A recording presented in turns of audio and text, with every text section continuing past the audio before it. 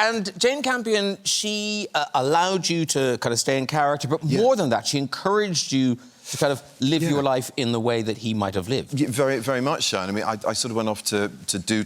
basically, she was very, very secure about all the things I was insecure about. But she said, look, whatever you need to sort of feel that you have ownership of this very different lived experience to your own, let us know. And I went, OK, the banjo, horse riding, whistling, ironmongery, taxidermy. I mean, this man is masterful. He's a brilliant craftsman with his hands. He lives in this very brutal, masculine world, but he has great sensitivity and craftsmanship about him, which is a kind of clue to the inner turmoil of his true self as well. But to feel that and experience that, I went off to Montana for a couple of months to learn about what it's like to live on a ranch and perform all the things you see in the film. And was it at the ranch you didn't wash, or was it on the set? No, it was in the first couple of weeks of rehearsal in New Zealand. And, you know, this character wears his work on him with great pride.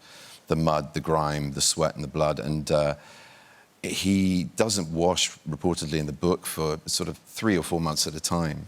Wow. Yeah. I mean, he does spend most of his time outdoors, so maybe the wind is sort of carrying it away. But when you haven't experienced that in the 21st century, where we're all quite clean... And this is, by the way, just before a pandemic broke out, where we're told to wash our hands for the like of singing Happy Birthday twice. It's a very odd character to be playing, someone who just refuses to wash.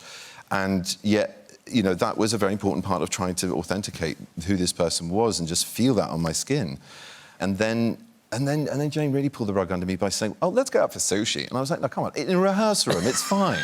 But now you want me to go out into the world with this biohazard of a funk around me, just, like, reeking of something very odd. And there are people out there in the world who really want to know what I smell like. And I'm sort of a little bit self-conscious about that. Daisy, Daisy's going to experience this. You'll get this. Yeah.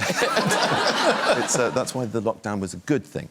But, yeah, I was out there sort of having sushi and feeling very, very self-conscious. When the waiter just like... Not served, exactly.